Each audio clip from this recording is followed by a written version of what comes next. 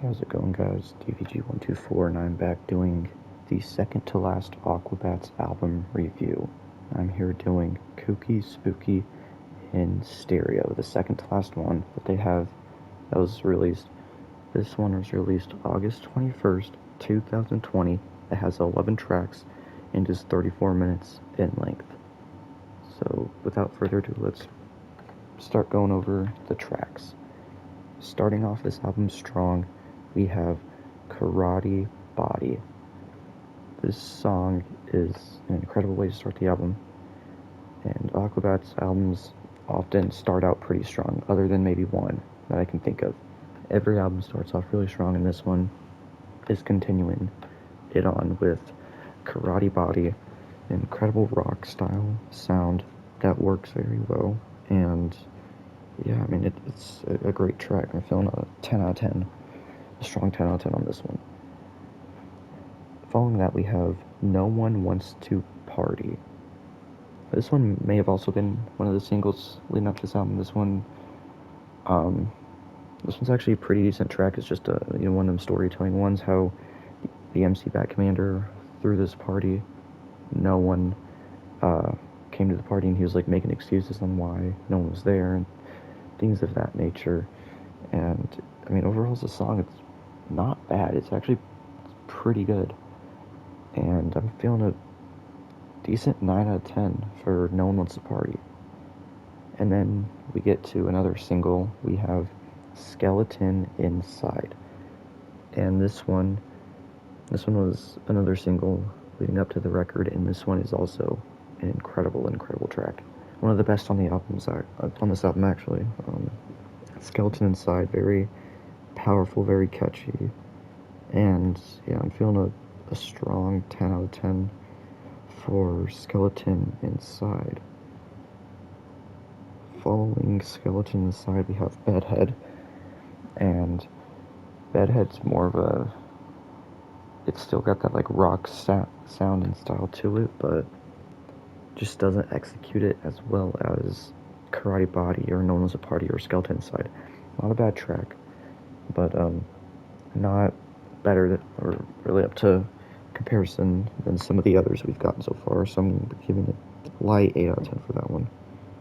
Next up, we have Aliens and Monsters, and this one is another like storytelling one about simply getting attacked by both aliens in one scenario and then monsters in another scenario.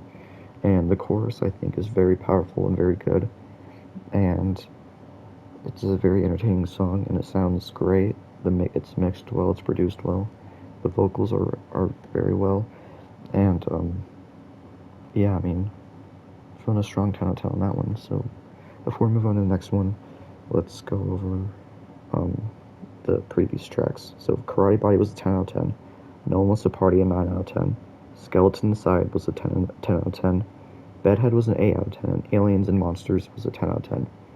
About halfway through the album, and so far, very consistently good. No misses yet. Not a single miss yet. And that's awesome. Only one 8 out of 10 so far, and a 9 out of 10, the rest 10 out of 10s. So pretty decent.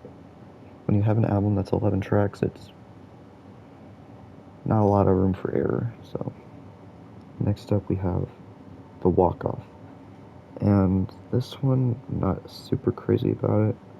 Again, kind of like Bedhead, it's more of a lesser version of some of the others. Kind of feeling an 8 out of 10 on this one. And following that, we have Dangerous Leon, and this one surprised me. This one lacked in like vocals and other things, but it made up for it in Ego Bone's guitar. This has some of the best guitar in any Aquabat song I've ever heard, and because of that guitar, I'm giving it a 10 out of 10. And then following that one, we have Pajamas On, and this one was a single, I believe. This one was released around the COVID time, about kind of just making it more of a positive thing, and just not wanting to go outside, and you put your pajamas on and you turn on Amazon, and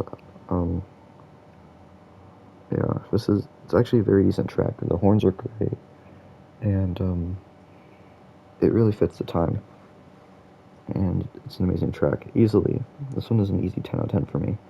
And following that one, we have She's Gonna Live Forever.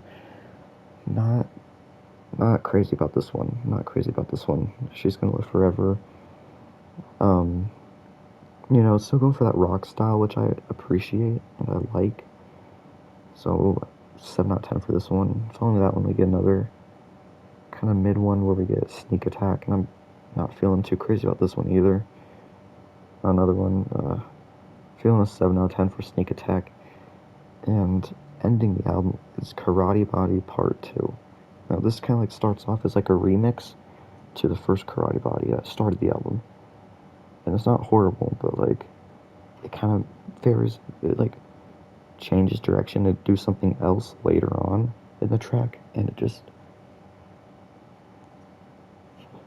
doesn't do it well, and it doesn't sound great. It doesn't sound good. And this by far is probably one of the worst tracks on the album. I'm feeling a 5 out of 10 for Karate Body Part 2. So, least favorite tracks, gotta go with She's Gonna Live Forever, Sneak Attack, and Karate Body Part 2. And then favorite tracks, that's tough. Favorite track's probably gonna be Pajamas On and Karate Body and like Skeleton Inside. Those are my favorite tracks. And overall as an album, this one actually kind of surprised me because this one's only 34 minutes in length, 11 tracks, one of the shorter ones. This is probably the second shortest Aquabats album. And when you have a short album like that with not very many tracks, you can't have too much room for error. And they executed this album quite nicely. And overall, I'm feeling decent 9 out of 10 on this one.